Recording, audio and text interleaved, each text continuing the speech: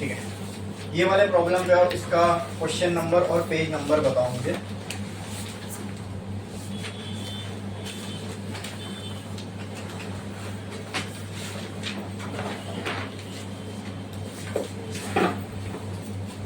What must be the ratio of slit width to the wavelength of a single slit? हाँ? Question number 22, page 185। इसका given लिखते हैं।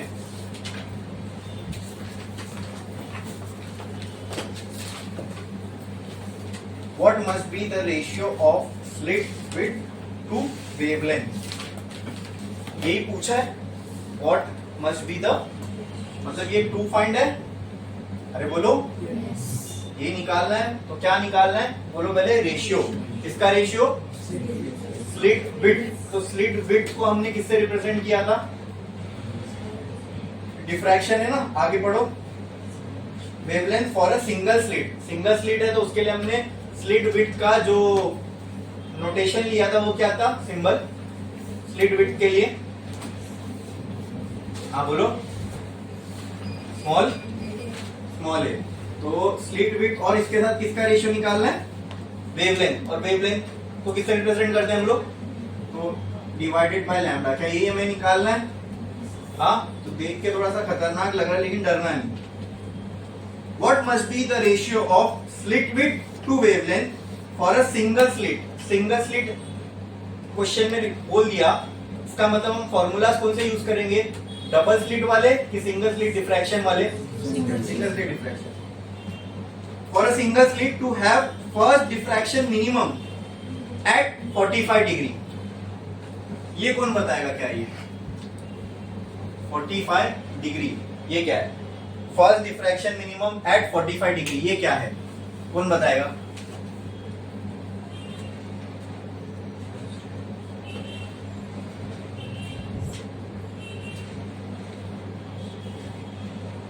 ये given दिया हुआ है कुछ तो 45 डिग्री, लेकिन ये है क्या, है ना? क्वेश्चन प्रॉब्लम सॉल्विंग का मैंने आपको ऑलरेडी तरीका बता दिया हूं क्या है। अगर आप क्वेश्चन में क्या दिया हुआ है, क्या निकालना है, सिर्फ इतना ही जानने में सफल हुए तो आपने 70% प्रॉब्लम सॉल्व कर ली। तो क्या निकालना है वो तो हमने समझ लिए, क्या दिया हुआ है अब ये तो सबको पता है 45 डिग्री कुछ तो है, लेकिन क्या है वही तो पता करना है, तभी हम आगे बढ़ पाएंगे। तो बताओ क्या दिया हुआ है क्वेश्चन में, क्या बोला? फिर से एक बार रीड करता हूँ क्वेश्चन, देखो। What must be the ratio of slit width to wavelength for a single slit to have the first diffraction minimum at 45 degree? Phase angle, ठीक है, तो उसको रिप्रेजेंट किससे करूं मैं? फाई से, ठीक है। तो अब बताओ मुझे फाई अगर दिया हुआ है और ये निकालना है तो कुछ ऐसा रिलेशन है जिससे हम लोग निकाल सकते हैं ये रेशियो को बाय यूजिंग दिस फाई? आप चेक करो।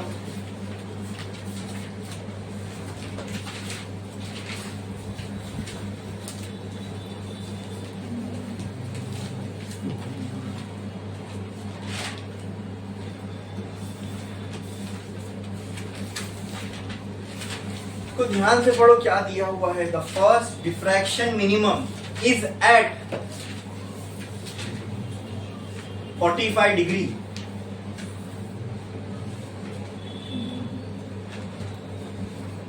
पहले तो मुझे ये बताओ डिफ्रैक्शन में क्या मिनिमा और मैक्सिमा होता है? तो यहां किसकी बात चल रही है?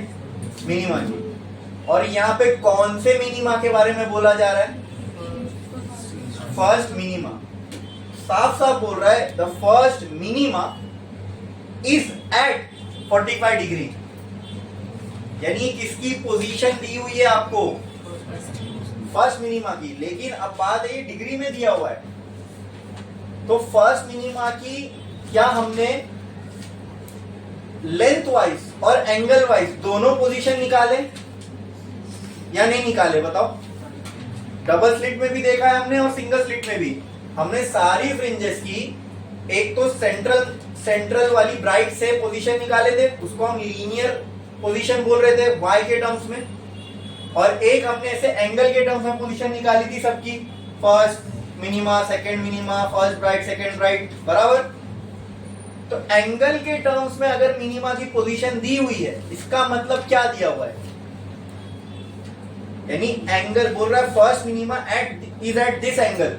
तो जाओ अपने डिफ्रैक्शन पैटर्न में और जाके देखो क्या हमने फर्स्ट डार्क के लिए या फर्स्ट मिनिमा के लिए कोई नोटेशन यूज किया था, और बताओ मुझे।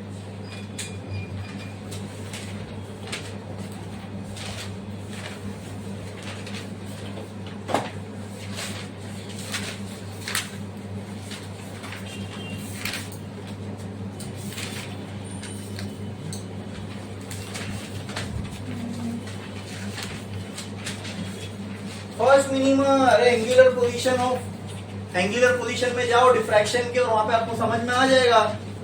फर्स्ट मिनिमा मतलब क्या, फर्स्ट डार्क, जाके नोटेशन देखो, मिली क्या है, बस। तो ये क्या दिया हुआ है, थीटा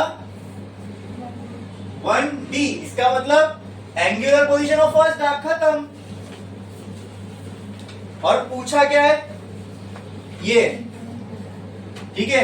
मुझे बताओ क्या इसका ही फॉर्मूला आपके सामने नहीं है जहां आप देख रहे हो, ये क्या है वो फॉर्मूला, हाँ,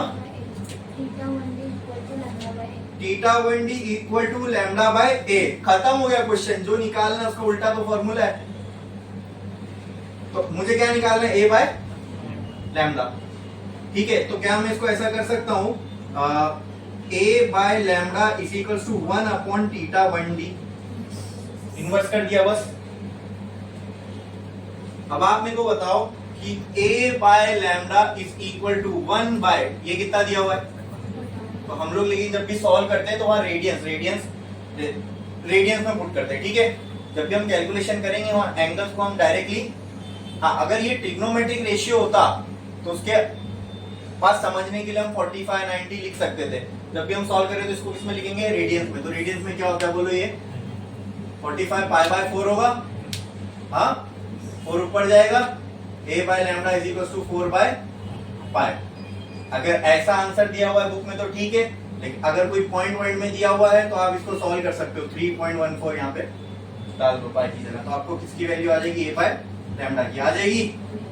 बोलो क्लियर है, समझ में आया। कोई यूनिट नहीं होगी इसकी, क्योंकि ये भी मीटर में होगा, ये भी मीटर में होगा। अरे समझे, तो मुश्किल था क्या ये, बहुत आसान था, बस उसको समझना था गिवन में क्या दिया हुआ है।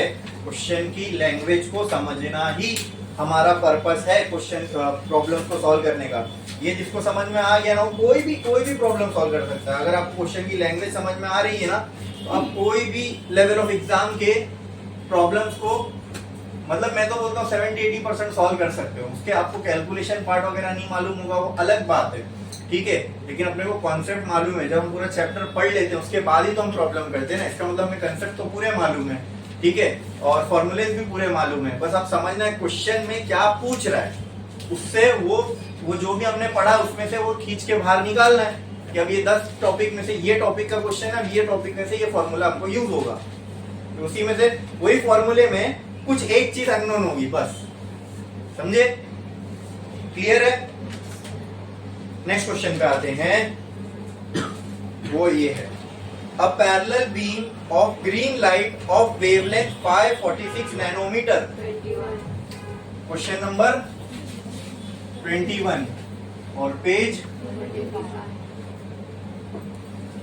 इसका गिवन मैं लिख रहा हूं आपके साथ, बताओ मुझे। A parallel beam of green light of wavelength 546 nanometre. तो कौन बताएगा ये 546 क्या है, नैनोमीटर क्या है ये, वेवलेंथ। तो किससे रिप्रेजेंट करो, लैम्डा से, लैम्डा इक्वल टू 546।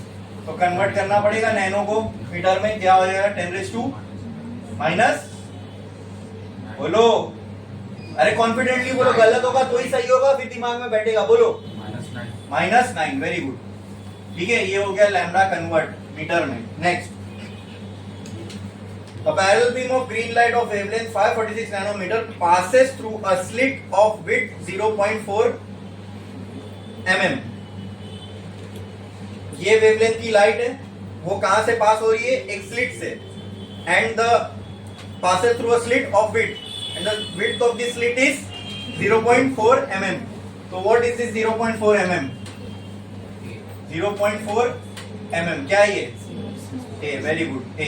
अब इसको भी कन्वर्ट करना पड़ेगा मीटर में, क्या हो जाएगा 10⁻³ मीटर, ये A हो गया कन्वर्ट मीटर में। आगे the intensity pattern of the transmitted light is seen on the screen which is 40 centimetre away. अब ये जो लाइट निकली उससे जो भी पैटर्न बना स्क्रीन पे, वो स्क्रीन कहाँ रखी हुई है? 40 सेंटीमीटर। तो ये क्या है? कैपिटल D, स्लिट और स्क्रीन के बीच का डिस्टेंस। तो D इक्वल टू सेंटीमीटर को मीटर में करना है तो 10⁻² मीटर, ये भी हो गया D मीटर में आ गया। Next, what is the distance between first two order minima? What is the distance between two first order minima? What is the distance between two first order minima? तो पहले तो चेक कर लो ये question किसका है, सिंगल स्लिट का है कि डबल स्लिट का है? सिंगल स्लिट का है, तो फॉर्मूलेज भी कौन से यूज होंगे? सिंगल स्लिट डिफ्रैक्शन वाले। तो अपने को फाइंड क्या करना है? डिस्टेंस बिटवीन, ये पहले तो अच्छा ये डिफ्रैक्शन है या डबल स्लिट वाला है? डिफ्रैक्शन है। तो डिफ्रैक्शन में अब कौन सा फॉर्मूला यूज करेंगे? डिफ्रैक्शन वाले। आपको क्या निकालना है डिफ्रैक्शन में कि सेंटर के बाद पहली ब्राइट बनती है दोनों साइड, इस साइड भी और इस साइड भी, उन्हीं को फर्स्ट डार्क बोलते हैं। हाँ, सेंटर ब्राइट के जस्ट बाद में क्या बनेगी? फर्स्ट डार्क, लेकिन इस साइड भी बनेगी और इस साइड भी बनेगी, बराबर।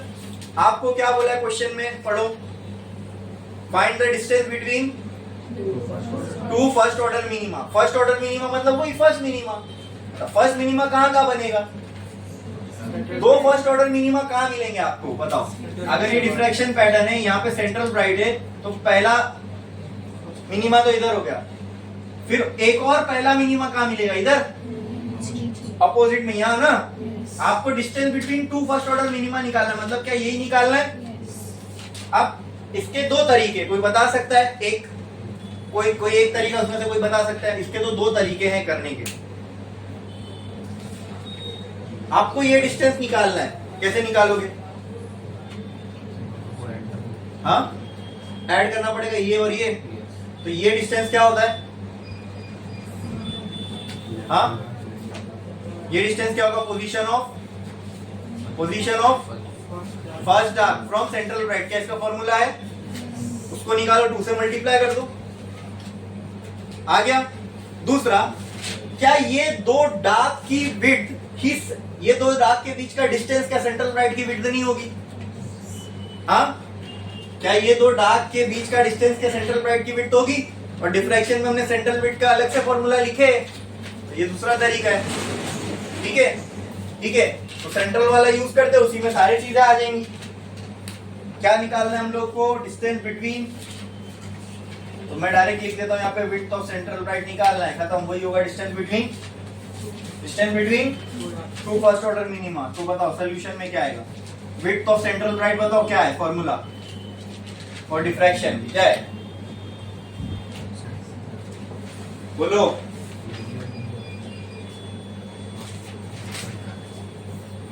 Width of central bright last में होगा, एंगुलर के बाद शायद निकाले थे।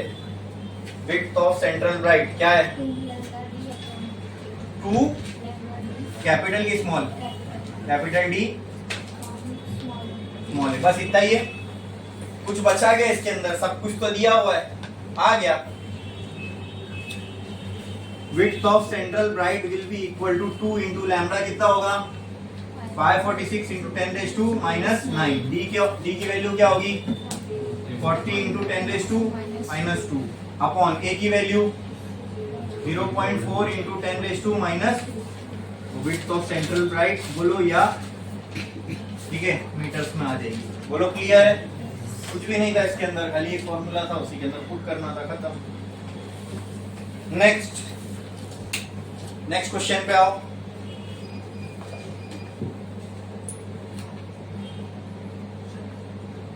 In Fraun offers diffraction by a narrow slit, a screen is placed. क्या है?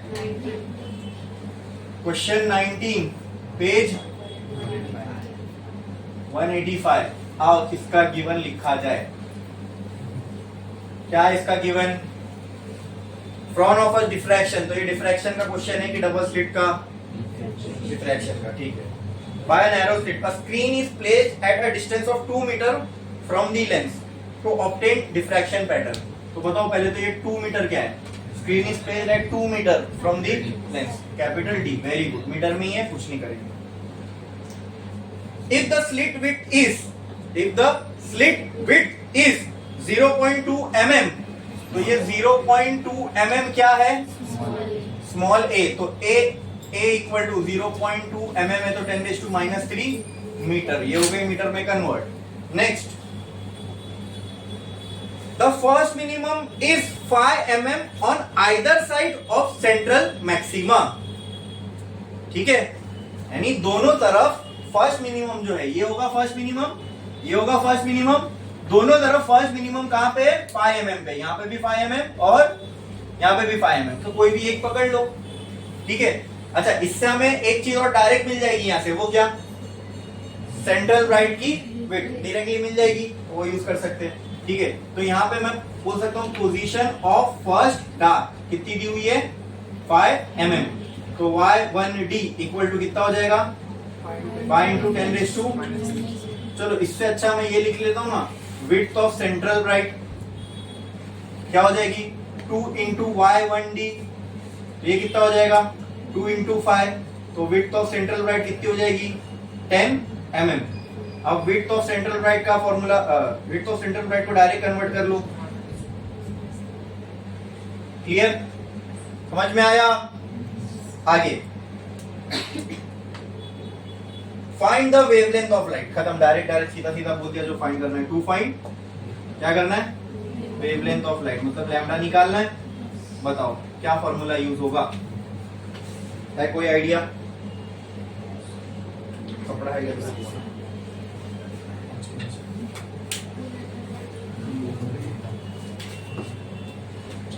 बताओ जल्दी, कौन सा फॉर्मूला यूज होगा?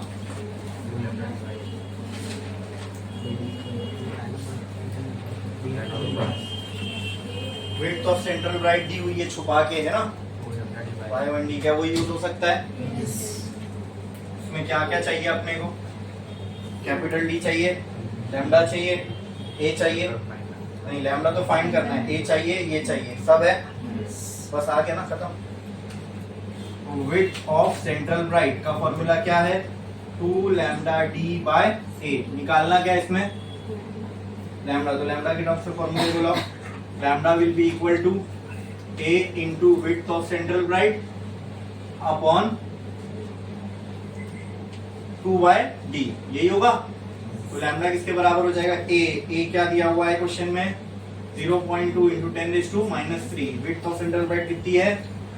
10 इंटू 10⁻³ 2 इंटू कैपिटल D कितना है? 2, खत्म। लैम्डा को सॉल्व करो, यहाँ से आंसर आ जाएगा मीटर्स में। बोलो क्लियर? कोई डाउट है इसमें किसी को?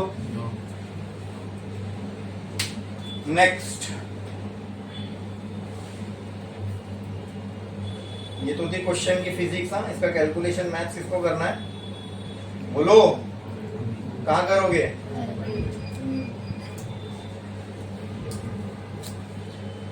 अब बहुत मस्त क्वेश्चन है ये वाला, the optical path of a ray of light, लिखा? क्वेश्चन नंबर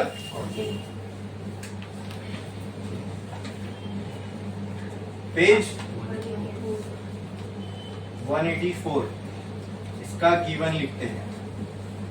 क्या दिया हुआ है क्वेश्चन में? The optical path of a ray of light of a given wavelength traveling a distance of 3 centimeter in flint glass have refractive index 1.6 is as that on traveling a distance x centimeter through a medium having refractive index 1.5, determine the value of x। अभी अपने को क्या निकालना है? देखो, तो optical path of ray of light of a given wavelength travelling a distance of 3 centimetre in flint glass, light है, एक मीडियम में ट्रेवल कर रही है, उस मीडियम का नाम क्या है? बोलो। Flint glass. Having refractive index 1.6। तो 1.6 क्या दिया हुआ? ये रिफ्रैक्टिव इंडेक्स। तो रिफ्रैक्टिव इंडेक्स को हम इससे डिनोट करते हैं, ठीक है। और कोई मीडियम का इसके लिए इसको मैंने m लगा दिया। रिफ्रैक्टिव इंडेक्स ऑफ मीडियम कितना दिया? 1.6, ठीक है। अच्छा, और इस मीडियम में लाइट कितना ट्रेवल करी? तो distance of light travel in medium is equal to 3 centimetre. तो distance travel by light in medium equal to 3 into 10⁻⁻² metre, ठीक है। ये एक रिफ्रैक्टिव इंडेक्स और ये उसका रिफ्रैक्टिव इंडेक्स और उस मीडियम में लाइट ने जितना ट्रेवल किया उसका डिस्टेंस, ठीक है। अब ध्यान से सुनो, ऑप्टिकल पाथ, शुरू से पढ़ रहा हूं। Optical path of a ray of light, ठीक है। एक लाइट रे है, उसका ऑप्टिकल पाथ के बारे में कहा जा रहा है। ऑफ अ गिवन वेवलेंथ, कुछ भी वेवलेंथ हो सकती है उसकी, travelling a distance of 3 centimetre in flint glass having refractive index 1.6। वो लाइट की रे 3 सेंटीमीटर ट्रेवल कर रही है इस मीडियम में, फ्लिंट ग्लास, ओके। इस सेम, अब यहां पर जो है ना समझना बहुत इंपॉर्टेंट है, इसको अब इस तरीके से पढ़ के देखो तो और क्लियर होगा। The optical path of ray of light, ठीक है, वो पार्ट पढ़ो, ठीक है। उसके बाद जो इंडेक्स, रिफ्रैक्टिव इंडेक्स बोला ना 1.6 इस, इसको ऐसा पढ़ो, the optical path of ray of light, the optical path of ray of light, फिर वो 1.6 के बाद वाला पार्ट पढ़ो, the optical path of ray of light is same as that of, हाँ, मतलब ये मीडियम का ऑप्टिकल पाथ और कोई और एक मीडियम का ऑप्टिकल पाथ क्या है? सेम है। क्वेश्चन में ये बोला है, समझ में आया? हाँ, तो कोई और मीडियम भी है तो क्या मैं इसको मीडियम 1 बोल दूं, चलेगा? तो ये हो गया M1, ठीक है, रिफ्रैक्टिव इंडेक्स ऑफ मीडियम 1, जो है रिफ्रैक्टिव इंडेक्स ऑफ मीडियम 1, और ये हो जाएगा distance travel by light in medium 1, ठीक है। अब रिफ्रैक्टिव इंडेक्स ऑफ मीडियम 2 भी कुछ होगा और distance travel by light in medium 2 भी कुछ होगा, तो वो दोनों भी लिख लेते हैं। बोलो क्लियर? अरे बोलो क्लियर। चलो, क्वेश्चन में क्या बोला है आगे पढ़ते हैं। फिर से मैं पूरा पढ़ता हूं। Optical path of a ray of light of a given wavelength travelling a distance of 3 centimetre in flint glass having refractive index 1.6 is same as that of traveling distance x centimeter through a medium of refractive index 1.5। मतलब एक और medium और ये medium दोनों का optical path क्या है? Same है। वो दूसरे वाले मीडियम का रिफ्रैक्टिव इंडेक्स कितना है? 1 और उसमें लाइट ने कितना ट्रेवल की? x सेंटीमीटर, ठीक है, x सेंटीमीटर, ओके। तो क्या आगे क्या बोला है? Find the value of x, तो यही निकालना है हमें। टू फाइंड क्या करना है? क्या लिख सकता हूं मैं? To find distance of light in medium 2 which is x। बोलो क्लियर है? हाँ, सोल्यूशन में क्या आएगा इसके? बोलो। एक चीज ऑलरेडी गिवन, क्वेश्चन में भी गिवन में एक और चीज मैं ऐड कर देता हूं, ऑप्टिकल पाथ, ठीक है, for medium 1 is equal to optical path of medium 2, ठीक है। क्या इसी से हम शुरुआत कर सकते हैं और दोनों के ऑप्टिकल पाथ का फॉर्मूला लिखें तो देखते मिलता है कि नहीं। Optical path of medium 1 is equal to optical path of medium 2। अब कुछ मत करो, ऑप्टिकल पाथ का फॉर्मूला बताओ।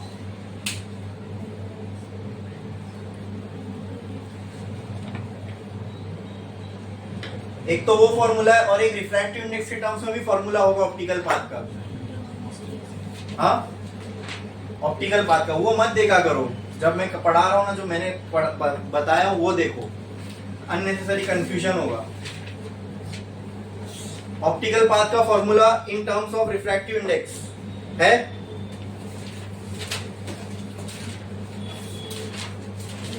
चेक करो और मुझे बताओ जल्दी क्या है optical path in terms of refractive index of a medium.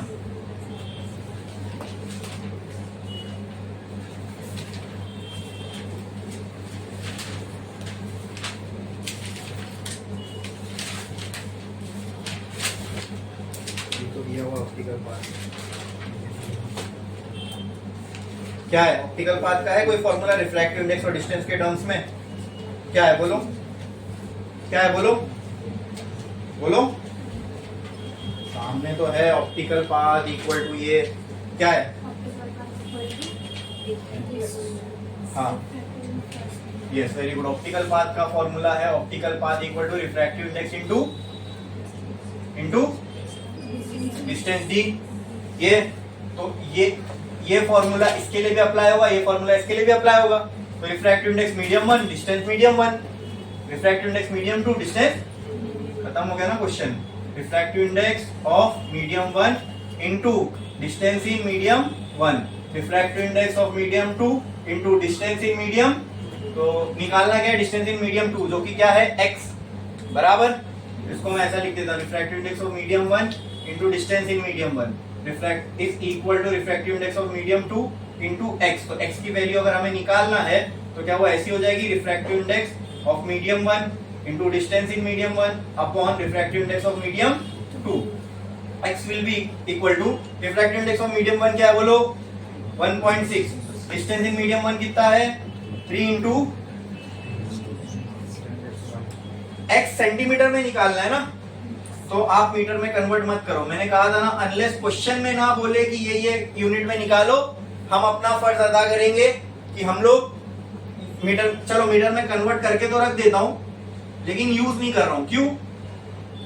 क्योंकि साफ साफ क्वेश्चन में बोला x किस में निकालना है, तो जो सेंटीमीटर वाली वैल्यू वही पुट करो। अच्छा रिफ्रैक्टिव इंडेक्स को सेंटीमीटर में कन्वर्ट करने की जरूरत ही नहीं है, वो यूनिटलेस क्वांटिटी है। समझ में आया? ठीक है 1.6 into 3, refractive index of medium 2 कितना है 1.25। इसको सॉल्व करोगे तो सीधा सीधा x किस में आ जाएगा q सेंटीमीटर में आएगा, क्योंकि मैंने यहाँ पे 3 को सेंटीमीटर में पुट किया। अगर मैं मीटर में करता तो क्या करना पड़ता आपको, x आता पहले मीटर में, फिर आपको उसको फिर से सेंटीमीटर में कन्वर्ट करना पड़ता, क्योंकि क्वेश्चन में बोला है x किस में निकालो सेंटीमीटर में। जब तक ऐसा कुछ ना बोले हम लोग बिना सोचे समझे किस में निकालेंगे हर चीज SI यूनिट में जो कि है मीटर। अगर क्वेश्चन में स्पेसिफाई किया तो फिर वही यूज करना। क्लियर है? समझ में आया ये क्वेश्चन? कोई डाउट है इसमें? क्लियर? छापो ये जल्दी।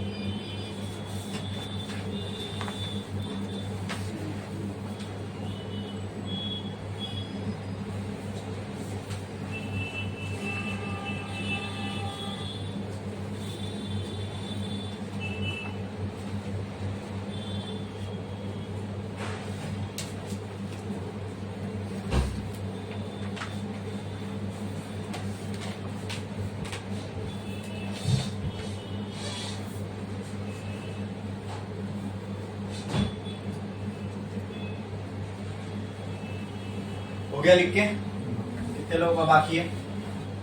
छापो जल्दी।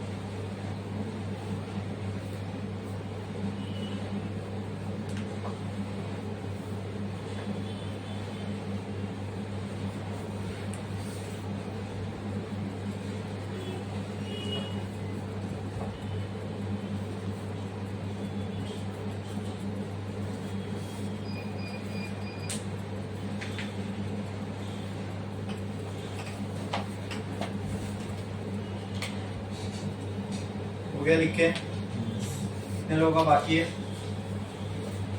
करो ये पार्ट तो हो गया होगा ना, ये तो क्वेश्चन बोल रहा हूँ, क्वेश्चन पे आओ और मुझे क्वेश्चन नंबर बताओ। क्वेश्चन नंबर क्या है?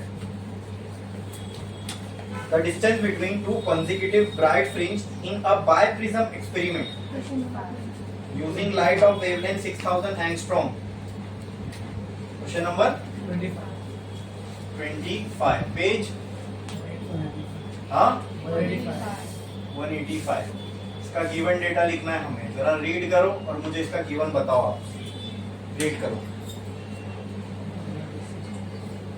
रीड करो अच्छे से।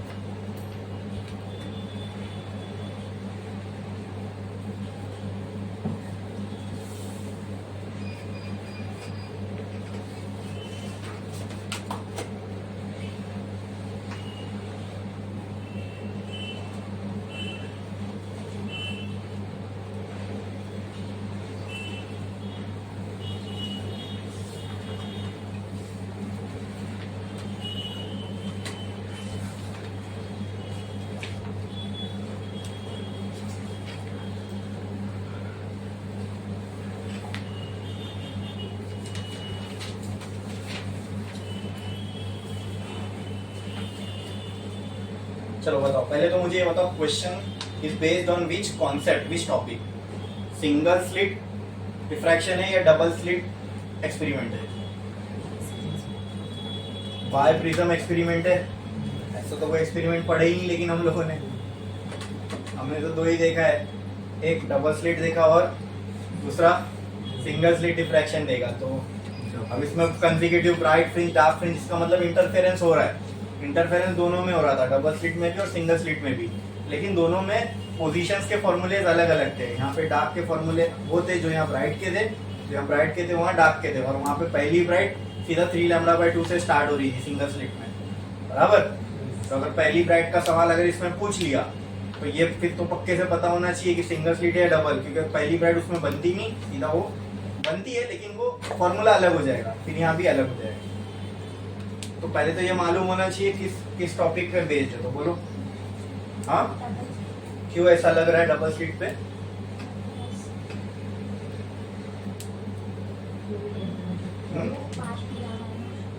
दो बोलो बोलो, गलत होगा तो सही कर लेंगे ना, बोलो।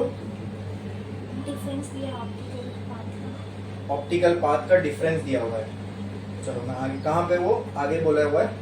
The distance between two consecutive bright fringe in a biprism experiment, वो जो आप बोल रहे हो उसकी वैल्यू बताओ मुझे। ऑप्टिकल पाथ का जो डिफरेंस है वो कितना दिया हुआ है? वेवलेंथ का जो 600 हाँ 600, दैट इज द वैल्यू 4800 के बीच में। हाँ ओके ठीक है। तो ऑप्टिकल ऑप्टिकल पाथ नहीं है एक्चुअली, वो ये बोला गया है, मैं पढ़ता हूँ फिर अच्छे से समझाता हूँ। देखो, the distance between two consecutive bright fringe, in biprism experiment using light of wavelength 6000 angstrom is 0.32 mm. मतलब जब हमने 6000 एंगस्ट्रॉम की लाइट वेव यूज की तो एक इंटरफेरेंस पैटर्न बना, और अगर एक इंटरफेरेंस पैटर्न बनेगा तो डार्क ब्राइट फ्रिंज बनेगी, अगर डार्क ब्राइट फ्रिंज बनेगी तो दो ब्राइट के बीच में कुछ डिस्टेंस मिलेगा, वही दिया हुआ है 0.32 distance between two consecutive bright. ये डिस्टेंस कब आया दो ब्राइट के बीच में? जब हमने जो लाइट यूज करी उसकी वेवलेंथ क्या थी? 6000। आगे क्या बोला? By how much will this distance change if the light of wavelength 4800 angstrom is used? अब यही चीज मैं दोबारा कर रहा हूं, लेकिन अब जो मैंने लाइट यूज की उसकी वेवलेंथ कितनी है? तो अब भी इंटरफेरेंस पैटर्न बनेगा, अब भी डार्क ब्राइट बनेगी, लेकिन अब ये पूछा जा रहा है अब जो दो ब्राइट के बीच का डिस्टेंस होगा वो कितना होगा बताओ। बेसिकली वो भी नहीं पूछ रहा है, अभी जो भी ये कम होगा या ज्यादा होगा देखते हो, ठीक है, लेकिन कुछ तो होगा।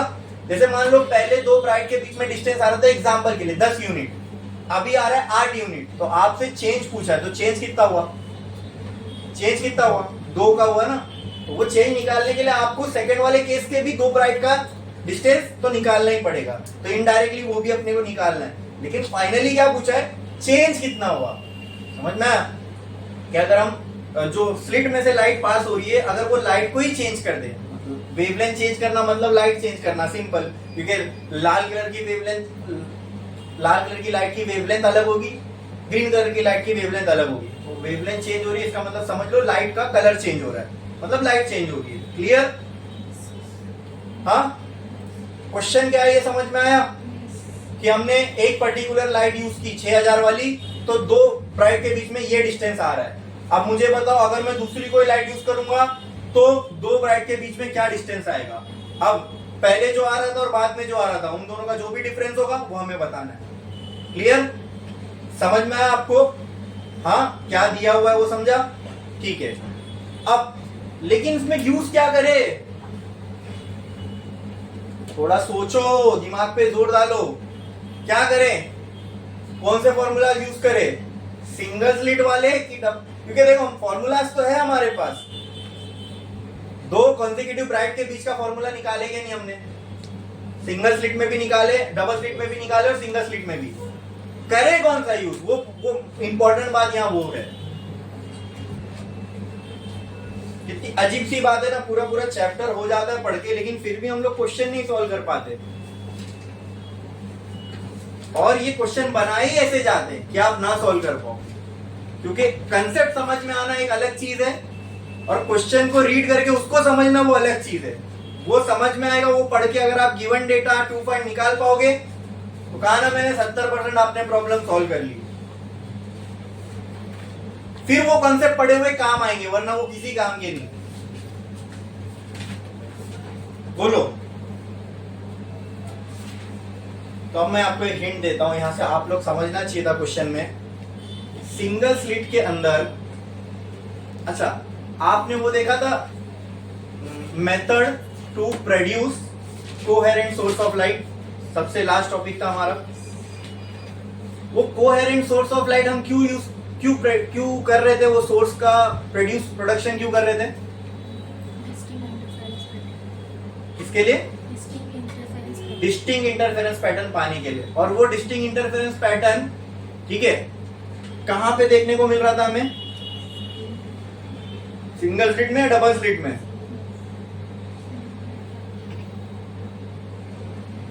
कहां मिल रहा था देखने?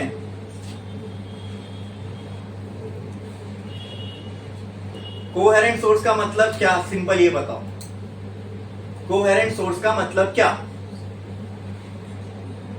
तो ही समझ में आएगा। बोलो, कोहेरेंट सोर्स का मतलब क्या है? हाँ, जिनकी वेवलेंथ सेम, हाँ वेवलेंथ तो सेम ही होगी, फ्रीक्वेंसी सेम हो, एम्पलीट्यूड सेम हो, इंटेंसिटी सेम हो, फेज टाइम के साथ कांस्टेंट रहे, ठीक है, ये होती है कोहेरेंट। लेकिन ये तो होती है कोहेरेंट लाइट, राइट? और क्या हमने ये नहीं समझा था कोहेरेंट सोर्स ऑफ लाइट को प्रोड्यूस करने का तरीका क्या है? कैसे प्रोड्यूस होती है? लास्ट टॉपिक वही तो था हमारा लास्ट लेक्चर का, ये सारी कोहेरेंट, ये सारी प्रॉपर्टीज होंगी लाइट में तो कोहेरेंट मानी जाएगी। अब बोलो ये प्रोड्यूस करने के लिए क्या करते हैं? बोलो, ये प्रोड्यूस करने के लिए क्या करते हैं? बोलो ना, गलत तो चलेगा, बोलो। अरे सामने फिर भी बोल नहीं रहे हो, गलत होगा चलेगा, बोलो ना। क्या करते?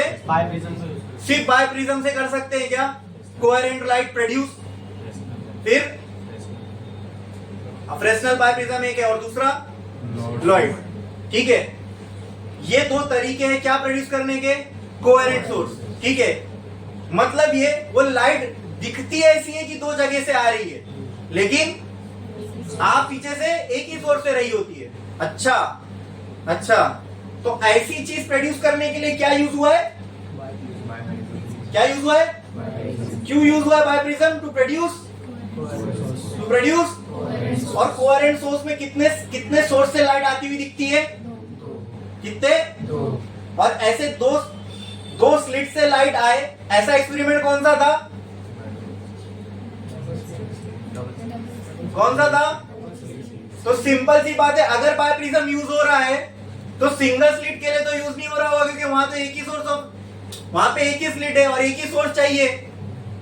बाय प्रिज्म कहां लगेगा? जहां पे दो सोर्स चाहिए। ठीक है, मतलब लगे ऐसे दो जगह से लाइट आ रही है। आई बात समझ में?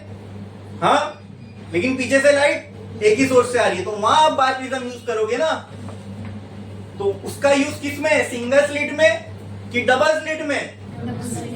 डबल स्लिट में यूज करते हैं बाय प्रिज्म को। क्यों? क्योंकि लगता है कि दो जगह से लाइट आ रही है और इंटरफेयर हो रही है। बराबर। तो जब क्वेश्चन में बोल दिया गया है कि बाय प्रिज्म एक्सपेरिमेंट, तो आपको समझ जाना चाहिए था कि हमें अब फॉर्मूलाज कौन से यूज करने? डबल स्लिट वाले। समझे? क्योंकि सिंगल स्लिट में बाय प्रिज्म का कोई यूज नहीं है ना। अरे बोलो, वहां तो सिंगल स्लिट है, एक ही सोर्स ऑफ लाइट चाहिए, राइट? कहीं पे अगर हम बाय प्रिज्म यूज करेंगे तो biprism is used to produce coherent source. और कोहेरेंट सोर्स का मतलब क्या? लगता है दो जगह से लाइट आ रही है, मतलब दो सोर्स चाहिए लाइट के। और दो सोर्स लाइट के कहां चाहिए होते हैं? सिंगल स्लिट में कि डबल स्लिट में? चाहिए दोनों में ही होते हैं, लेकिन यहाँ डबल स्लिट में हमको लगता है दो अलग अलग जगह से लाइट आ रही है। सिंगल स्लिट में हम एक ही वेव फ्रंट के ऊपर बहुत सारे लाइट के सोर्स मान लेते हैं। ठीक है, तो एक्चुअल में जहां पे दिख रहा है, एक्चुअल में जहां दिख रहा है आंखों से आप बता सकते हो कि दो सोर्स से लाइट आ रही है, वो कौन सा है? Double slit. और वो करने के लिए हम उसमें क्या लगाते हैं? यही लगाते हैं ना, बाय प्रिज्म। तो समझ में आ गया, बाय प्रिज्म अगर बोला है क्वेश्चन में यूज हुआ है तो किसका क्वेश्चन होगा? डबल स्लिट का। तो डबल स्लिट के फॉर्मूले यूज होंगे। बोलो।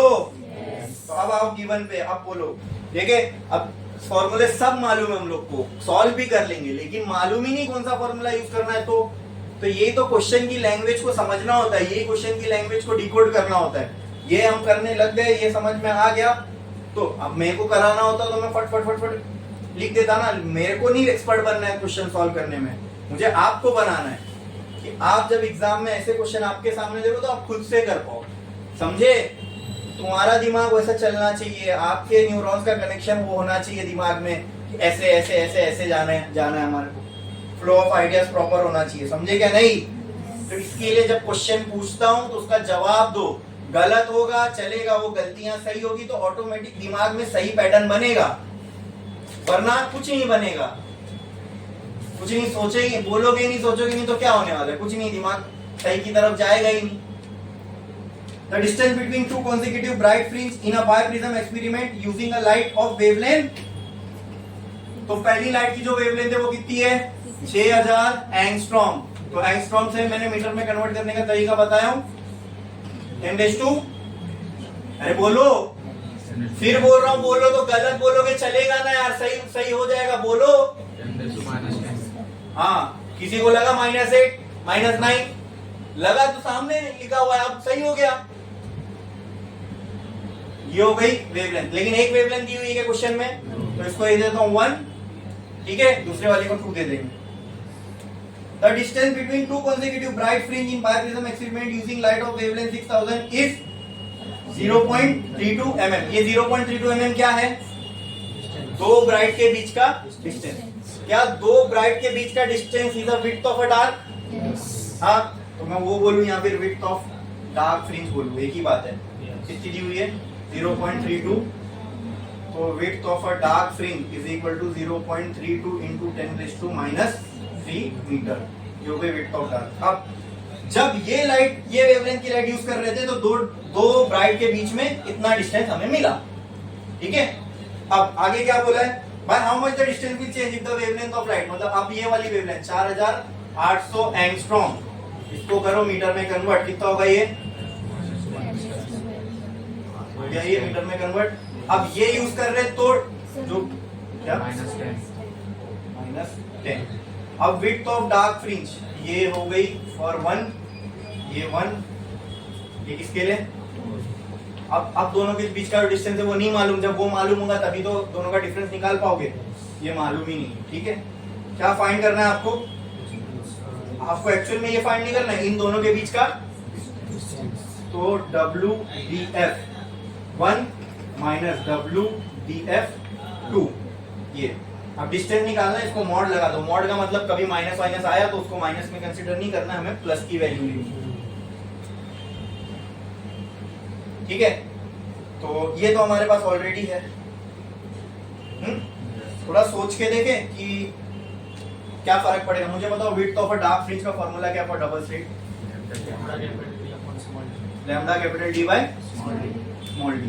अब यहाँ से एकदम आप इजीली देख के बता सकते हो, अगर लैम्डा कम होगा तो ये दोनों के बीच का डिस्टेंस कम होने वाला है, यानी देखो यहाँ से यहाँ पे जाने पे लैम्डा क्या हुआ, तो इन दोनों के बीच की जो डिस्टेंस होगा वो भी, यानी WDF2 WDF1 से कम आने वाली है। बोलो क्लियर है? इतना हम यहाँ फॉर्मूले से समझ सकते हैं। तो बस WDF1 तो है हमारे पास, WDF2 निकालना है, तो सोल्यूशन में जाते हैं हम लोग। विड्थ ऑफ डार्क फ्रिंज का फॉर्मूला क्या है? Lambda D by small d। है क्या सब कुछ? चलो देख लेंगे।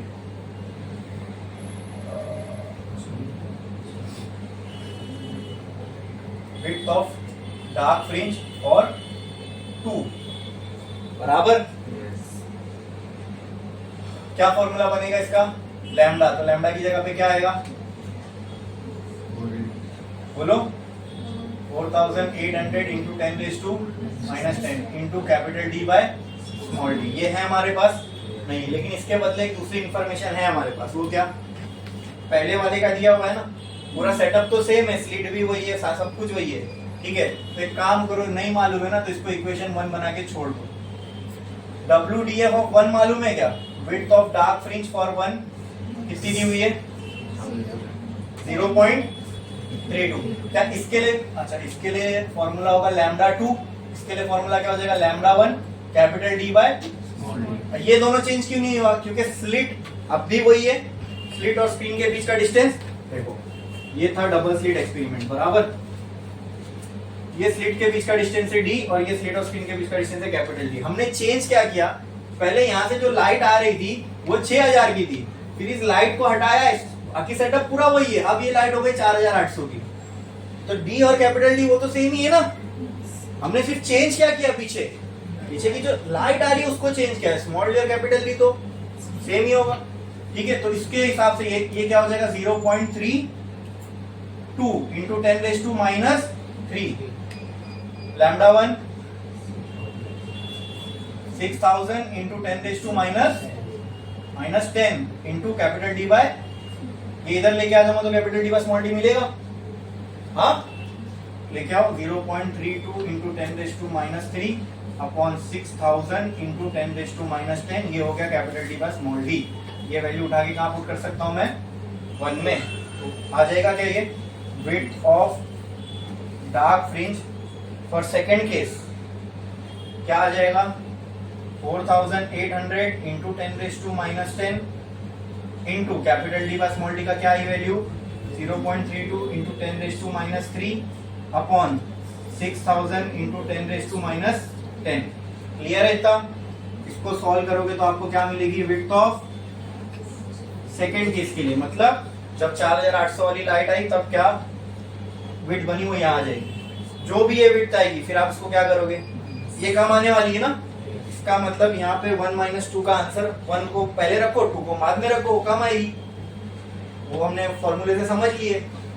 तो उसके बाद क्या करोगे, width of dark fringe for first case minus width of dark fringe for, तो यहाँ पे क्या आ जाएगा 0.32 इंटू 10⁻³ माइनस 3 माइनस कुछ तो यहाँ आएगा, इसको सॉल्व करोगे तो आपको आंसर आ जाएगा मीटर्स में। बोलो क्लियर है? कोई डाउट है इसमें तो पूछो। है किसी को कोई डाउट? देख लो।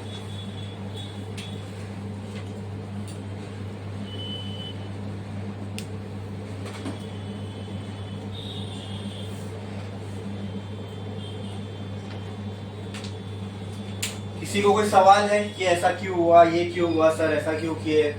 बोलो। क्वेश्चन पूरा समझ में आया?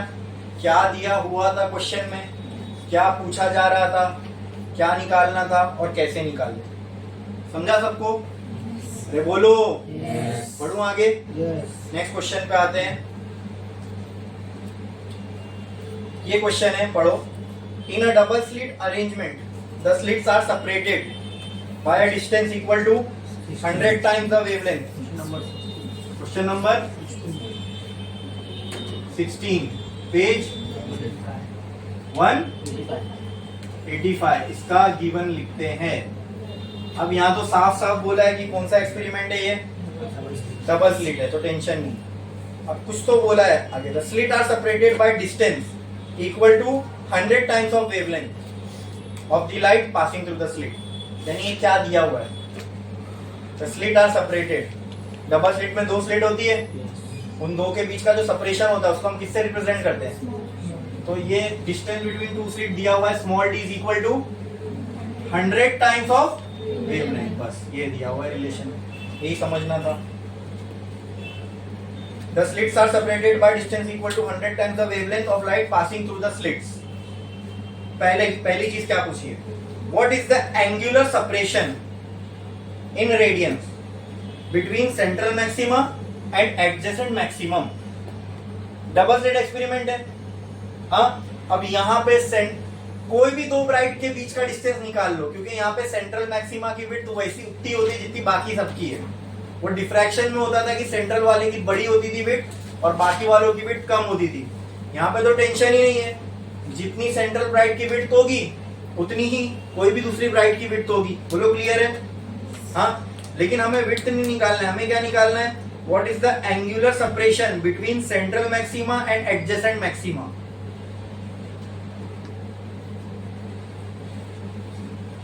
सेंट्रल मैक्सिमा और एडजेसेंट मैक्सिमा। एडजेसेंट मतलब बाजू वाला, सेंट्रल मैक्सिमा लो, उसके बाद वाला कौन सा मैक्सिमा होगा, फर्स्ट मैक्सिमा। इन दोनों के बीच का डिस्टेंस निकालना है। तो क्या ये डिस्टेंस बिटवीन 2 consecutive ब्राइट हो गया? What is the distance between 2 consecutive bright also called as? हाँ, width of dark। सिंपल क्या पूछा है यहाँ निकालने, लेकिन लीनियर का एंगुलर विड्थ ऑफ डार्क पूछा है, समझे? हाँ, तो 2 फाइंड में क्या लिखोगे पहले? बोलो, 2 फाइंड में क्या लिखोगे? एंगुलर के लिए थीटा, विड्थ ऑफ डार्क, खत्म। ये पूछा गया है, कुछ तो होगा ना इसका फॉर्मूला डबल स्लिट में, वो देख लेंगे। नेक्स्ट केस 2, एक और चीज है क्या, अब यहाँ पे distance between these maxima on the screen 50 centimetre from the slit. ये 50 सेंटीमीटर क्या है, 50 centimetre from the slit, capital from the slit distance. अब ये मैक्सिमा कहां बनेंगे, स्लिट से टू स्क्रीन पे, तो जहां भी बन रहे मैक्सिमा वहां से स्लिट, तो मैक्सिमा कहां बनेंगे, स्क्रीन पे, वहां से स्लिट कितने मीटर दूर है, मतलब स्लिट और स्क्रीन के बीच का डिस्टेंस दिया हुआ है 50 × 10⁻²। समझा ना ये सबको? इस केस में क्या निकालना है, केस 2 में हमें बोला गया है कि स्लिट और स्क्रीन के बीच में 50 सेंटीमीटर डिस्टेंस है। आपको क्या निकालना है, distance between these maxima on the screen. These maxima का मतलब डार्क या ब्राइट, तो डिस्टेंस बिटवीन मैक्सिमा का मतलब 2 ब्राइट के बीच का डिस्टेंस। उसको एक और चीज का नाम विड्थ ऑफ डार्क। लेकिन अब कौन सा, एंगुलर का लीनियर? हाँ, लीनियर का एंगुलर। सेंटीमीटर बोला है ना भाई। अच्छा ये इसको छोड़ दो, सेंटीमीटर। हमें डायरेक्ट सेंट्रल ब्राइट से बताना है। डिस्टेंस बिटवीन दीज मैक्सिमा बोला है। डिस्टेंस एंगुलर डिस्टेंस बोला है तो भाई डिस्टेंस की मीटर, डिस्टेंस की यूनिट क्या है? मीटर, सेंटीमीटर, यही होगी। तो हमें लीनियर निकालना है क्या एंगुलर? ये कैसे समझ में आया? सिर्फ डिस्टेंस बोला है। एंगुलर डिस्टेंस बोलता तो हम निकालते ना एंगल्स में। तो लीनियर डिस्टेंस निकालना मतलब यहां पर मैं बोल सकता हूं विड्थ ऑफ, लीनियर निकालना उसके लिए W, विड्थ ऑफ, यहां पे यूज किया ना, विड्थ ऑफ डार्क फ्रिंज बराबर। अरे दो कॉन्सेक्यूटिव ब्राइट के बीच का डिस्टेंस बोलो या डार्क का बोलो, एक ही बात है। डार्क की विड्थ बोलो, एक ही बात है। हाँ, ये निकाल सकते हैं फर्स्ट वाला। फॉर्मूला बताओ, फॉर्मूला क्या है? थीटा डब्ल्यू डी का। Angular width of a dark fringe सिर्फ लैम्डा बाय स्मॉल डी है। लैम्डा बाय स्मॉल डी, खत्म हो गया ये। स्मॉल डी लैम्डा के टर्म्स में दिया है, 1/100 आ जाएगा। तो थीटा डब्ल्यू डी कितना हो गया? लैम्डा अपॉन स्मॉल डी की जगह पे मैं 100 लैम्डा यूज कर सकता हूं। हाँ, तो थीटा डब्ल्यू डी की वैल्यू क्या आ गई मुझे? Angular width of a dark बोलो या distance between two consecutive bright बोलो, एक ही बात है। क्या आ गई मुझे? 1/100। तो theta W D is equal to 0.01।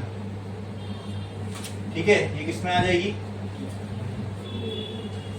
Clear है? हाँ, next next next next next width of, linear width of dark fringe. तो इसका फॉर्मूला क्या है? हाँ, लैम्डा स्मॉल डी। ये भी इजी हो गया। लैम्डा कैपिटल डी दिया हुआ है 15 × 10⁻²। स्मॉल डी कितना है? 100। लैम्डा लैम्डा कैंसल, ये तो ऊपर जाएगा तो ये भी -2 हो जाएगा। 15 × 10⁻⁻4 आएगा। अरे बोलो, width of a dark fringe तो 50 × 10⁻⁻4 मीटर। क्लियर है? कोई डाउट है इसमें किसी को? बोलो, समझ में आया सबको? पक्का? छापो दोनों जल्दी।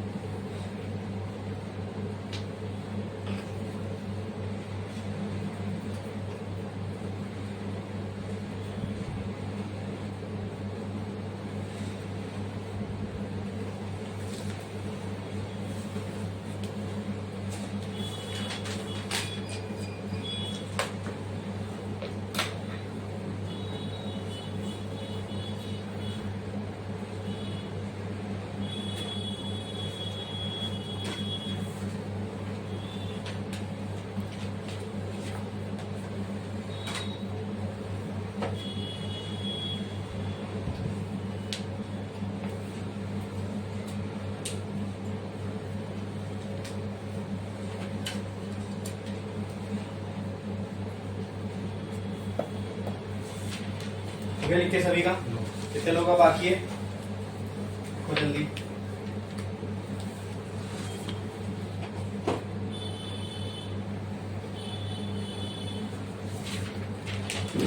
जिनका हो गया वो ये क्वेश्चन पे आओ।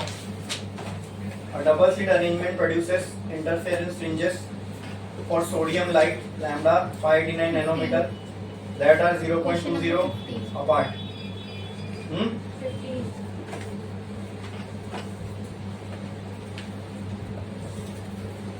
Question number 15, page 185। इसका ट्राई करो गिवन लिखने का।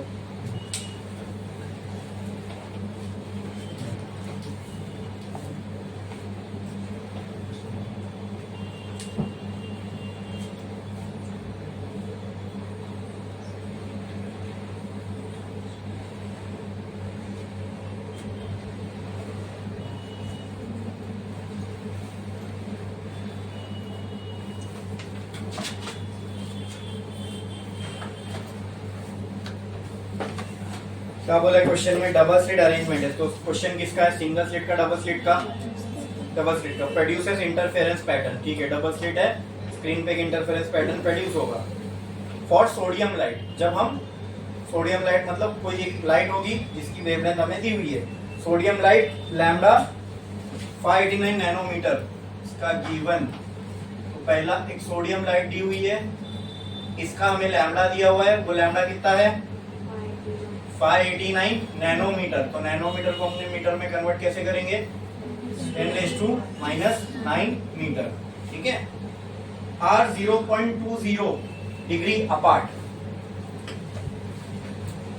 Interference fringes of sodium light are 0.20 degree apart. अब आप मेरे को बताओ ये 0.20 क्या दिया हुआ है?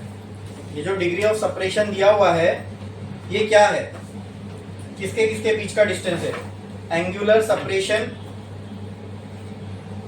इन a double slit arrangement produces interference fringe of sodium light, ये कुछ तो उसकी वेवलेंथ है, दैट आर 0.20 डिग्री अपार्ट।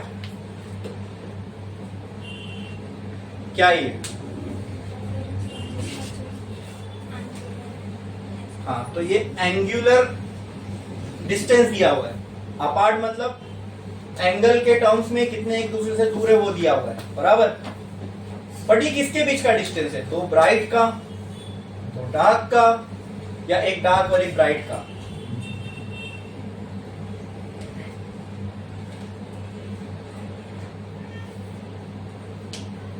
कुछ बोला है इसमें?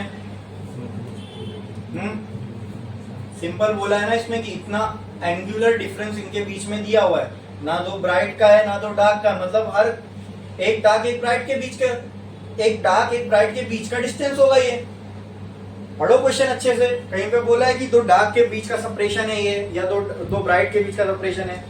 और double slit arrangement produces interference fringe for sodium light that are 0.20 degree apart, ठीक है। ना ये 0.20 दो ब्राइट के बीच का डिस्टेंस बोला है, ना दो डार्क के बीच का। तो हमें एक डार्क एक ब्राइट के बीच का भी डिस्टेंस मालूम है क्या होता है, बराबर के नहीं? हाँ, तो ये जो 0.20 है, अगर ये दो ब्राइट का नहीं है, दो डार्क का नहीं है, इतने अपार्ट बोला है, तो सिंपल एक जनरल टर्म में बोला है कि ये फ्रिंजेस जो है, क्या फ्रिंजेस क्या बनेंगे? डार्क ब्राइट बनेंगे। इतने अपार्ट है, इतने अपार्ट मतलब कोई भी दो फ्रिंज उठा लो, उन दोनों के बीच में आपको इतना डिफरेंस देखने को मिलेगा। कोई भी दो उठाओगे तो उनमें से एक ब्राइट होगी, एक डार्क ही होगी। बोलो क्लियर है? तो कहना है this is the angular separation between a bright and a dark fringe, ठीक है। तो जाके देखो क्या हमारे पास इसका कोई फॉर्मूला है। ये एंगुलर सेपरेशन दिया हुआ है, थीटा कितना दिया हुआ है? 0.20 क्या डिग्री। ऐसी रहने दो इसको फिलहाल। बोलो सही है। A distance between a dark and a bright fringe है हमारे पास कोई रिलेशन?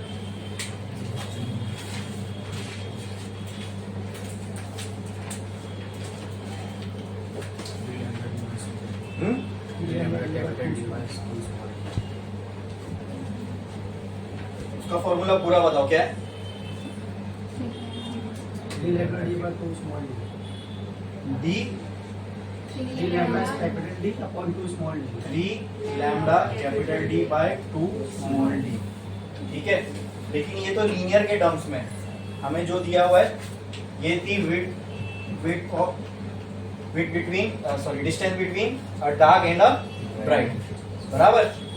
हम लोगों को एंगुलर वाली चाहिए, वो कैसे निकलेगी? अच्छा मेरे को बताओ, है 3 लैम्डा बाय 2 स्मॉल डी। हाँ, तो एक चीज अगर आपने गौर की होगी ना, तो लीनियर और एंगुलर के फॉर्मूले में सिर्फ डी नहीं होने का फर्क हो रहा है।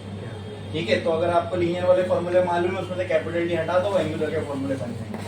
तो यहाँ पे ये फॉर्मूला हमें बताइए इसके लिए।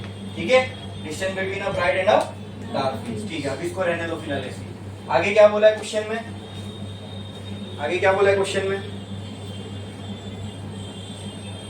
What is the angular fringe separation if the arrangement is immersed in water?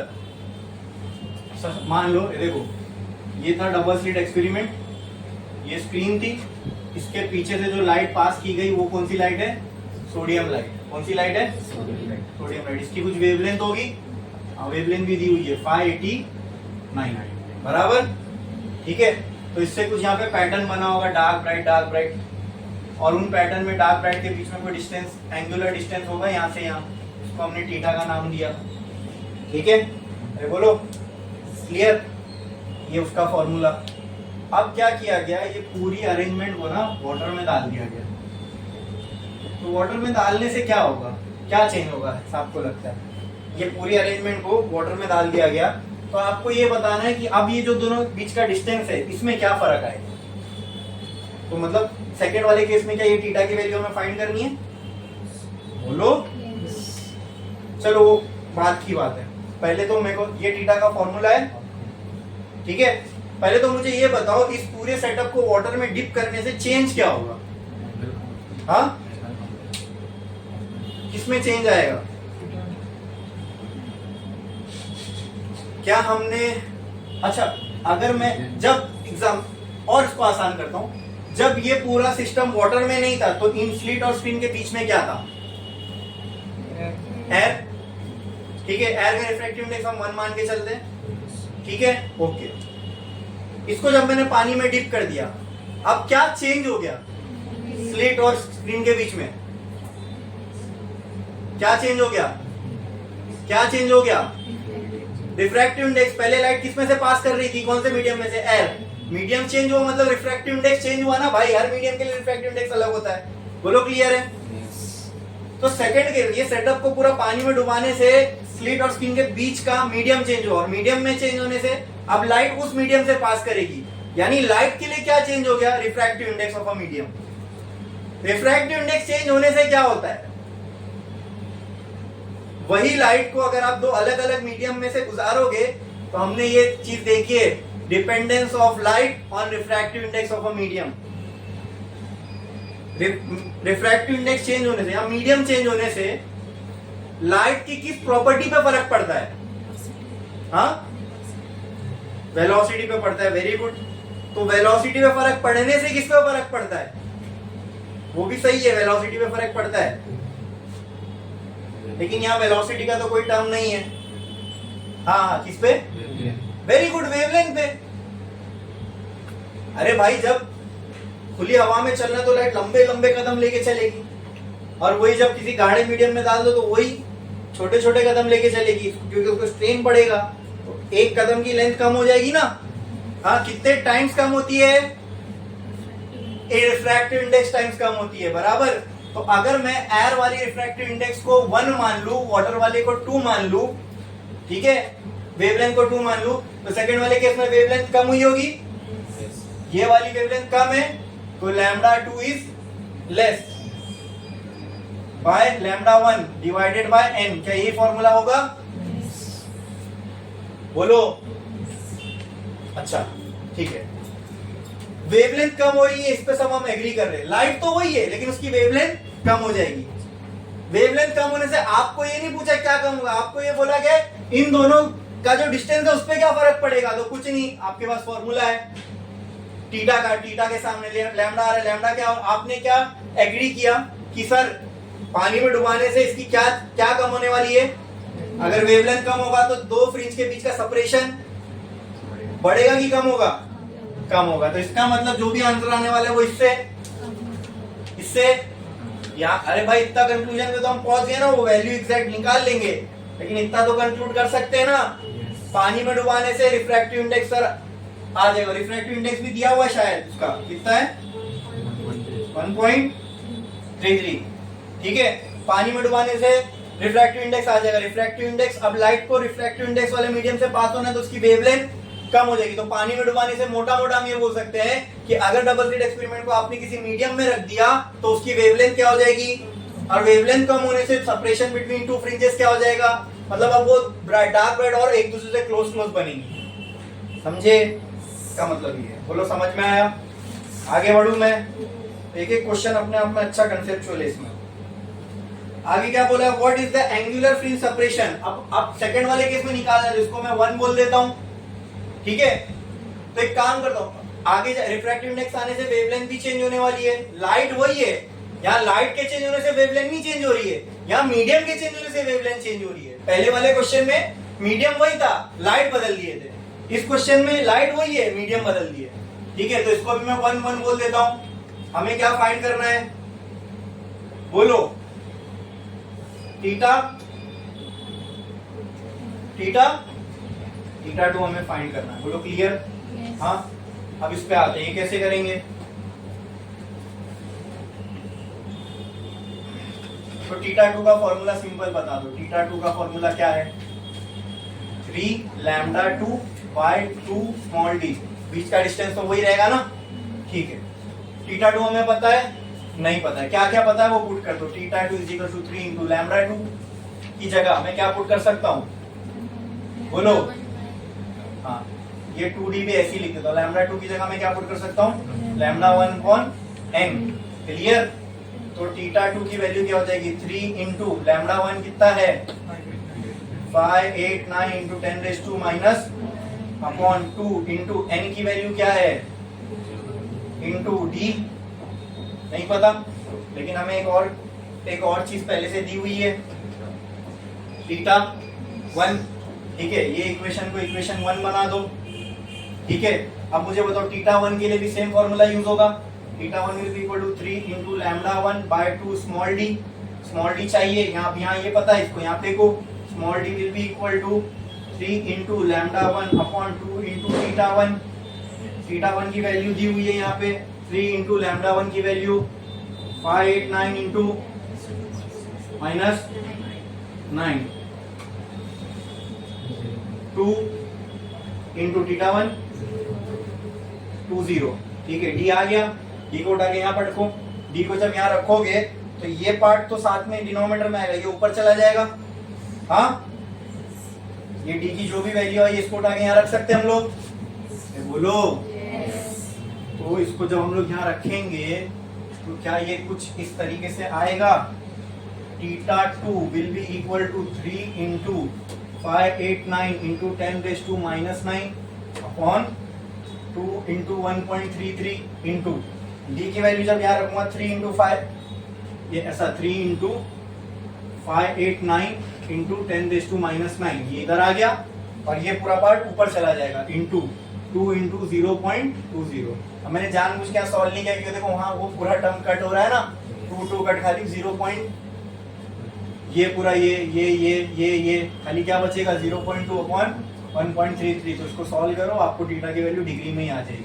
ठीक है, अब इसको मैंने यार करना तो हमें रेडियंस में करके ही चाहिए था, लेकिन रेडियंस में कन्वर्ट इसलिए भी नहीं किया क्योंकि यहाँ आप देख रहे हो, यहाँ ये ऊपर और ये यहाँ थीटा 2 की वैल्यू, जब अगर आप इसको कन्वर्जन भी करेंगे तो ये वाला टर्म थीटा 1 का जब ऊपर जाएगा तो कन्वर्जन में दोनों कैंसिल ही होने वाला है। ठीक है, डिग्री से रेडियन में कन्वर्ट करने के लिए क्या करते हैं, बोलो? हाँ, कितने से मल्टीप्लाई करते हैं, पाई बाय। अगर करना है तो वो भी कर सकते हो, इसको 0.20 इंटू पाई बाय 180 करो, ठीक है, ये वैल्यू आप कहां रखोगे, वहां पे 0.20 इंटू पाई बाय 180। तो जो ये आंसर आएगा किस में आएगा, रेडियंस में आ जाएगा, वरना भी किस में आ रहा है, डिग्री में आ रहा है। बोलो क्लियर है? हाँ, नेक्स्ट क्वेश्चन पे आओ।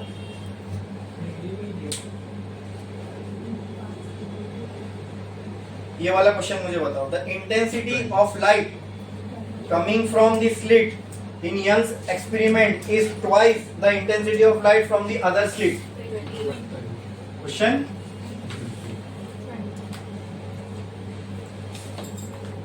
क्वेश्चन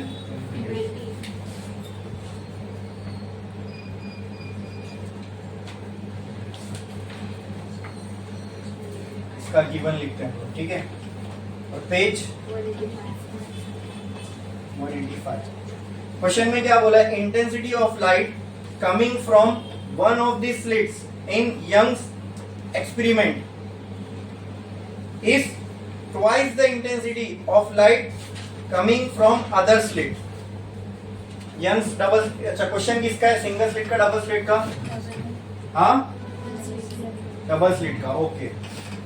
तो दो स्लिट होगी, एक स्लिट में से जो लाइट की इंटेंसिटी है वो क्या है, डबल है ऑफ सेकेंड, ठीक है। तो कहना है से इंटेंसिटी थ्रू फर्स्ट स्लिट, जैसे मान लो ये हो गया अपना डबल स्लिट, ठीक है, ये स्लिट 1, ये स्लिट 2, यहां से जाने वाली लाइट की इंटेंसिटी I1, यहां से जाने वाली लाइट की इंटेंसिटी I2। तो क्वेश्चन में क्या बोला है, the intensity of light coming from one of the slit in young experiment is twice the intensity of light coming from the other. कोई एक की इंटेंसिटी दूसरे से डबल है तो सिंपल कर दो ना, I1 equal to 2I2, I1 की इंटेंसिटी I2 से डबल है, कोई भी एक को I2 इक्वल टू 2I1 भी मान सकते हो, कोई प्रॉब्लम नहीं, ठीक है। अब हालांकि हम जब यंग डबल स्लिट एक्सपेरिमेंट हमने पढ़ा था तो हमने ये पढ़ा था कि दोनों स्लिट में से पास होने वाली लाइट की इंटेंसिटी सेम होनी चाहिए, तो हमने दोनों की इंटेंसिटी को I माना था, इसलिए एक ब्राइट वाले की 4I आ रही थी और डार्क वाले की 0। यहाँ पर मैक्सिमम इंटेंसिटी कुछ और आ सकती है और मिनिमम 0 नहीं होगी, क्योंकि अब यहाँ दोनों सेम नहीं है, समझे। Next, what will be the approximate ratio of the intensity of bright and the dark fringe resulting in interference pattern? अपने को क्या निकालना है, रेशियो। क्या निकालना है, ratio of what, intensity of bright and intensity of bright divide by intensity of, क्या intensity of bright को हम इंटेंसिटी मैक्सिमम इंटेंसिटी नहीं बोल रहे थे, तो कहना है इंटेंसिटी मैक्स, क्या इंटेंसिटी ऑफ डार्क को हम मिनिमम इंटेंसिटी नहीं बोल रहे थे, कहना है इंटेंसिटी मिनिमम, ये निकालना है। बोलो क्लियर है, इतना समझ में आया? हाँ, अब इसके सोल्यूशन पे मुझे आप बताओ, मैक्सिमम इंटेंसिटी, क्या सिंपल इंटेंसिटी का फॉर्मूला क्या था, इंटेंसिटी का फॉर्मूला, हाँ, I इक्वल टू K², वो तो तब था जब एम्पलीट्यूड दिया हुआ था, मैं एम्पलीट्यूड वगैरह तो कुछ नहीं है। I का देखो ये फॉर्मूला निकाले थे ना हमने, IR equal to I1 plus I2, है ना, इनटू, फिर इसी को यूज करके हमने मैक्सिमम इंटेंसिटी का फॉर्मूला निकाला था।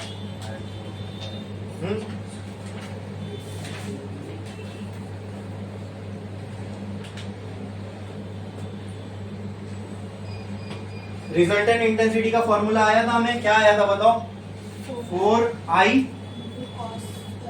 इंटू कॉस स्क्वायर फाइव, हाँ, डेल्टा 5 बाय 2, ये था IR का फॉर्मूला, ठीक है, ये रिजल्टेंट इंटेंसिटी का फॉर्मूला। हाँ, जब यहां पर हमने देखा कि ब्राइट फ्रिंज बनती है तो ये टर्म क्या हो रहा था, 4I, ठीक है, लेकिन ये फॉर्मूला अभी हम यहाँ यूज नहीं कर सकते। क्यों नहीं यूज कर सकते बोलो, यहाँ पे इंटेंसिटी I दिख रही है, और हम वो कब आई थी, जब हमने दोनों इंटेंसिटी को क्या माना था, सेम। अब सेम नहीं है ना, तो ये फॉर्मूला हम यूज कर सकते हैं क्या, नहीं। तो IR का एक और फॉर्मूला था ना I1 I2 के टर्म्स में, वो वाला बताओ।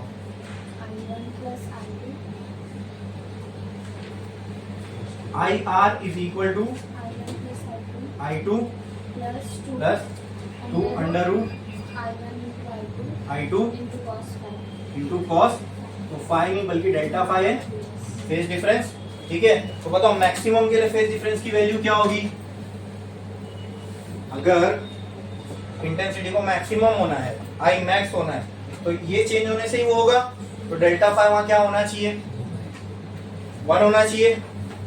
कॉस की मैक्सिमम वैल्यू पे ये मैक्सिमम होगा, ठीक है। तो आगे मैं लिखता हूं for I max cos delta phi should be equal to cos phi should be equal to 1। तो इसको 1, अगर ये पूरे टर्म को 1 होना है तो डेल्टा फाई कितना होना चाहिए? 0। क्या होना चाहिए? 0। ठीक है, तो बोलो क्लियर है? तो यहां पे अगर मैं 0 पुट करूं तो cos 0 1 हो जाएगा और ये पूरा टर्म क्या बचेगा? I max will be equal to how much? I1 plus I2 plus 2 under root I1 into, हाँ अब जरा गौर करो, आपको ये समझ में आएगा। क्या ये इसका फॉर्मूला नहीं है? Under root I1 plus under root I2 the whole square. इसको सॉल्व करके तो क्या यही आएगा? I1 a square plus b square, मतलब I1 plus I2 plus 2ab, मतलब 2 अंडर रूट I1 I2 बराबर। तो क्या मैं इसकी इस पूरे की जगह पर ये लिख सकता हूं under root I1 plus under root I2 the whole square. बोलो क्लियर है? या इसका भी टेंशन मत लो, फिलहाल इसको ही बना दो इक्वेशन 1। आई मिनिमम क्या होगा बोलो? जब कॉस की वैल्यू 0 होगी, हाँ ये पूरे टर्म की वैल्यू क्या होना चाहिए? 0। क्या होना चाहिए? 0। लेकिन अगर ये पूरे टर्म की वैल्यू 0 हो गई तो ये पूरा टर्म क्या हो जाएगा? ये पूरा टर्म यहाँ पे क्या हो जाएगा? 0 हो जाएगा। ठीक है, मुझे बताओ ये ब्राइट के लिए हमें डेल्टा फाई की जो कंडीशन थी वो क्या थी? डेल्टा फाई की, डेल्टा फाई कौन कौन से उस पे बन रहा था? जाके देखो ना डबल स्लिट में डेल्टा फाई यानी फेज डिफरेंस क्या क्या होगा जब ब्राइट बनेगी, चेक करो। 0, 2 पाई, ये सब पे कॉस की वैल्यू क्या होती है? ये सब पे 0, 2 पाई पे कॉस की वैल्यू क्या होती है? 1 होती है ना। cos 0 1, 2 पाई 1 बराबर। अब मिनिमम के लिए देख रहे हैं, for I minimum cos delta phi should be equal to, check करो, मतलब डेल्टा फाई की वैल्यू क्या क्या हो सकती है? पाई, 3 पाई। तो पाई पे क्या होगा? -1, इसलिए समझ में आया 0 क्यों नहीं ले रहा हूं? ठीक है, डिस्ट्रक्टिव की कंडीशन में यहाँ डेल्टा फाई की जगह क्या आना चाहिए? या तो पाई, या तो 3 पाई, या तो 5, और इन सब वैल्यूज पे कॉस की वैल्यू क्या होगी? -1। क्या होगी? तो I minimum cos phi should be equal to -1 और डेल्टा फाई की वैल्यू पहली वैल्यू ले लो, कितनी? पाई। ठीक है, या ये नहीं भी लिखोगे ना तो भी चलेगा, सीधा +1 या -1, क्योंकि उसकी कंडीशन हमें पता है। वहां पे 0 पाई 2 पाई होगा, यहाँ पे 0 3 पाई, सॉरी पाई 3 पाई 5 पाई, ये सब। ठीक है, अब यहाँ पर ये फॉर्मूले में अगर मैं -1 यहाँ पुट कर दूं तो ये इधर आ जाएगा। तो कहना है से I minimum will be equal to I1 plus I2 -2 under root I1 into, ये होगा इक्वेशन 2। ये होगा इक्वेशन, अपने को क्या निकालना है? रेशियो। क्या निकालना है? किस किस का? खत्म। आई मैक्स अपॉन आई मिन। आई मैक्स क्या है? I1 plus I2 plus 2 under root I1 into I2। यहाँ पे I1 plus I2 -2 under root I1 into. अब क्या करना है आपको? I1 की जगह पर क्या पुट कर दोगे? 2I2। तो यहाँ पे I max upon I min is equal to I1 की जगह 2I2 plus I2 plus 2 under root I1 की जगह 2I2 इंटू अपॉन यहाँ पे I1 की जगह प्लस I2 की जगह वही आएगा -2 अंडर रूट 2 I1 की जगह। खत्म। ये I2 स्क्वायर हो जाएगा, स्क्वायर, हाँ क्या बचेगा यहाँ, √2 बचेगा। अरे बोलो, उसको आपको सॉल्व करना है और आपको आंसर निकालना है, ठीक है। कुछ भी एक आंसर आएगा, पूरा I2 का टर्म यहाँ से कैंसिल ही होने वाला है। कैसे, ये I2 इंटू I2 क्या हो गया, I2 square, square root cancel, I2 आ गया रूट के बाहर, इन सब में से I2 बाहर आ जाएगा, इन सब में से भी I2 बाहर आ जाएगा, I2 कैंसिल, सिर्फ नंबर्स बचेंगे इधर। नंबर्स के टर्म में आपको रेशियो निकालना है। बोलो क्लियर है, रेशियो आप निकालोगे, ठीक है, समझा। ये कैसे यहाँ तक पहुंचे ये समझ में आया। अगर दोनों की इंटेंसिटी सेम होती तो वो 4i cos square theta by 2 वाला फॉर्मूला यूज कर लेते हैं, लेकिन क्योंकि यहाँ इंटेंसिटी अलग अलग है, हमें ये फॉर्मूला लेके चलना पड़ेगा। फिर ये फॉर्मूले में हम मैक्सिमम मिनिमम की कंडीशन कैसे लगा सकते हैं, ये सब तो कांस्टेंट है, ये कॉस की वैल्यू से डिसाइड होगा मैक्सिमम है कि मिनिमम। तो डेल्टा फाई की कौन कौन सी वैल्यू पे ब्राइट फ्रिंज बनेगी, वहां मैक्सिमम इंटेंसिटी आएगी। तो हमें पता है कि फाई 2 पाई ये सब पे ब्राइट बनेगी, तो उन सब पे वैल्यू क्या आएगी, कॉस की 1 आएगी। तो कॉस की वैल्यू अगर 1 है तो वहां पे इंटेंसिटी क्या हो जाएगी, मैक्सिमम। तो कॉस की वैल्यू 1 कर दी है, वो आ गया।